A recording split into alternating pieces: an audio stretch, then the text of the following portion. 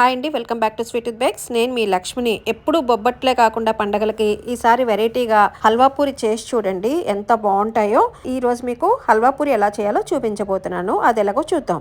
ఒక బౌల్లోకి మైదా పిండి వేసుకుని దాంట్లో కొంచెం సాల్ట్ వేసి నెయ్యి వేసి బాగా ఒకసారి కలిపి, మనకి నెయ్యి వేయటం వల్ల పూరి క్రిస్పీగా వస్తుంది. తర్వాత వాటర్ కొంచెం కొంచెం పోసుకుంటూ పూరీ పిండి కలుపుకున్నట్టు కలుపుకోవాలి. ఇలా ముద్దలా కలుపుకున్నాక కొంచెం ఆయిల్ వేసి ఒకసారి అంతా బాగా కలుపుకొని మూత పెట్టి గంట సేపు నాననివ్వాలి. ఈ పూరీలోకి స్టఫింగ్కి రవ్వ తీసుకుని నేతిలో కొంచెం రవ్వ పచ్చివాసన పోయేంత వరకు వేపుకొని పక్కన స్టవ్ మీద వేరే బౌల్లోకి వాటర్ తీసుకుని బాగా మసలనిచ్చి ఆ వాటర్ని దీంట్లో వేసుకుంటూ ఉండలు లేకుండా బాగా కలుపుతూ కాసేపు స్టవ్ సిమ్లో పెట్టి మూత పెట్టి ఒక 5 నిమిషాలు ఉడకనివ్వాలి. 5 మినిట్స్ తర్వాత మూత తీసి ఒకసారి అంతా కలుపుకొని మీరు తినే తీపిని బట్టి షుగర్ వేసుకుని బాగా మిక్స్ చేసుకుని ఇలాచీ పౌడర్ కూడా వేసి బాగా మిక్స్ చేసి మూత పెట్టి రవ్వ దగ్గర పడేంత వరకు ఉడికించుకోవాలి.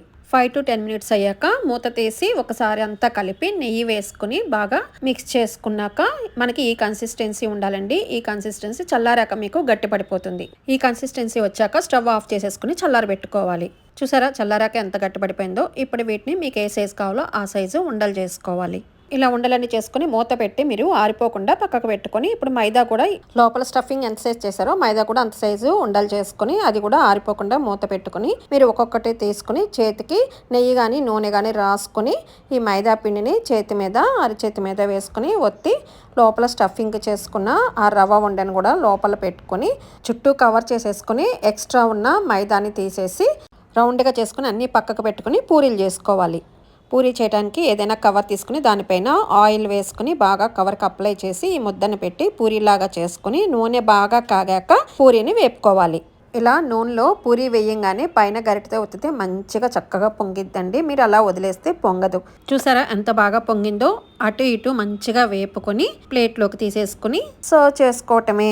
మీకు షుగర్ కనుక తక్కువ అనిపిస్తే ఎక్కువ తినేవాళ్ళు ఇంకొంచెం షుగర్ యాడ్ చేసుకోవచ్చండి. నేను చెప్పే రెసిపీకి షుగర్ అయితే మాకు కరెక్ట్గా సరిపోయింది. ఈ పూరి వేడివేడిగా తింటే బాగుంటుందండి. చల్లారిపోయాక కూడా తినొచ్చండి. వేడి చేసుకుని పెనం మీద చక్కగా వేడి చేసుకుని తింటే మళ్ళీ క్రిస్పీగానే ఉంటుంది. మరి ఈసారి నెక్స్ట్ వచ్చే పండుగలకి మీ అందరు తప్పక ట్రై చేస్తారు కదా. ట్రై చేసి మీకు ఎలా వచ్చిందో కామెంట్ చేయండి. మరి నా వీడియోస్ కనుక నచ్చినట్లయితే లైక్ చేయండి, షేర్ చేయండి, నా ఛానల్ని సబ్స్క్రైబ్ చేసుకోండి. Thank you for watching from sweet with bakes.